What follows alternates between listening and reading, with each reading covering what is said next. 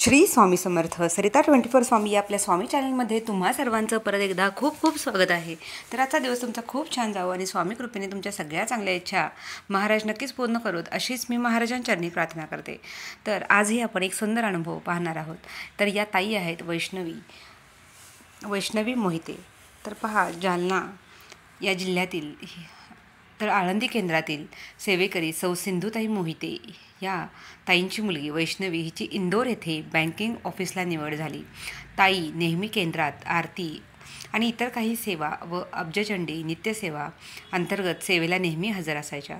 तर सर्वसामान्य कुटुंबातून स्वामी आशीर्वादाने या सेवेने आज ताईच्या मुलीला उच्च पदावर जॉब मिळाला आहे।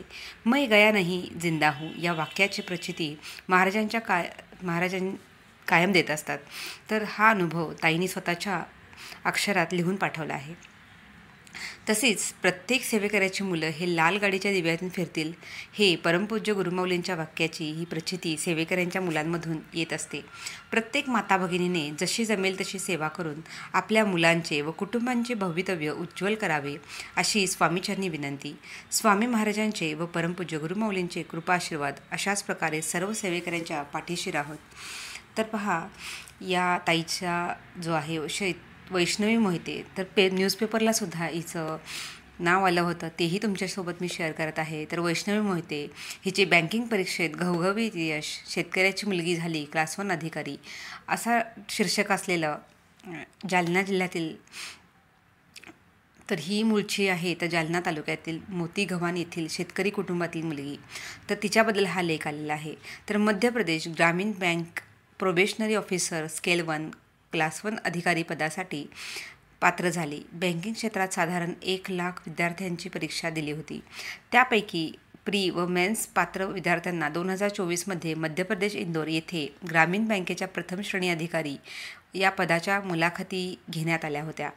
त्यामध्ये वैष्णवी अच्युतराव मोहिते जालना हिने घवघवीत यश संपादन केले आहे। 1 लाखपैकी साधारण 195 विद्यार्थ्यांनी हे यश मिळवले आहे। 2025 नववर्षाच्या प्रथम दिवशी या घेतलेल्या मुलाखती परीक्षेचा निकाल लागला म्हणून त्यात ती पास झाली आहे। वैष्णवीने जिद्द, चिकाटी, सातत्य, कठीण परिस्थितीवर मात करत तिने या तिन्ही परीक्षांमध्ये यश मिळवून ग्रामीण बँकेच्या क्लास 1 अधिकारी या पदासाठी ती पात्र झाली आहे। परिसरातून तिचे या यशाबद्दल नातेवाईक आणि आईवडील आणि मित्रपरिवार, शिक्षकवृंद, प्राध्यापक, मित्रमैत्रिणी सर्व स्तरांमधून तिच्यावर अभिनंदनाचा वर्षाव होत आहे।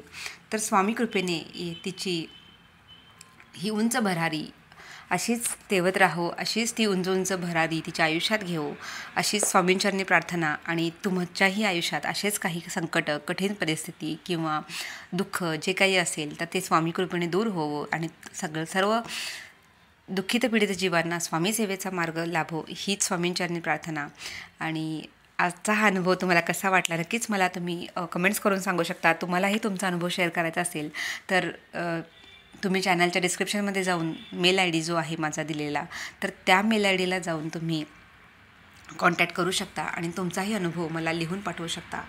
तर swamisevamargdarshan@gmail.com हा माझा ईमेल ID आहे।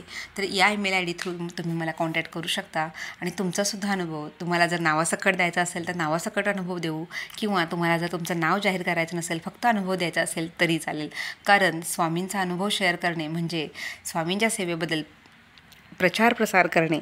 आणि बघा, जे दुःखात कष्टात असतात त्यांना स्वामी सेवेचा मार्ग दाखवणे हे परम कर्तव्य प्रत्येक स्वामी सेवेकरीचं आहे। तर जसं तुमच्या आयुष्यात स्वामी कृपा तुमच्या झालेली आहे तसेच प्रत्येकाच्या आयुष्यात स्वामी कृपा व्हावी यासाठी हे छोटंसं पाऊल तुम्ही उचलू शकता। तर नक्कीच स्वामींनी दिले अनुभव तुम्ही शेअर करा, तुम्ही नावासकट करा, नाव न देता सुद्धा करू शकता, पण स्वामींचा अनुभव सांगणं हे खूप महत्त्वाचं असतं। काही जणांचा गैरसमज असतो की अनुभव सांगितले तर परत अनुभव मिळत नाही, पण हा चुकीचा गैरसमज आहे। जेवढे तुम्ही अनुभव स्वामींचे सांगाल तेवढे जास्त अनुभव नक्कीच तुमच्यासोबत येत असतात, तुम्हाला महाराज देत असतात। कारण करता आणि करविता तूच एक स्वामीनाथा, माझी या ठाई मी पणाचे नसेची हे वाक्य आपण नेहमीच लक्षात ठेवूया। झालेली सर्व सेवा स्वामींच्या चरणी अर्पण करून मी आपली रजा घेते। परत एकदा भेटू अशाच सुंदर माहितींसह आणि स्वामींच्या अनुभवासह। तोपर्यंत सर्वांना श्री स्वामी समर्थ।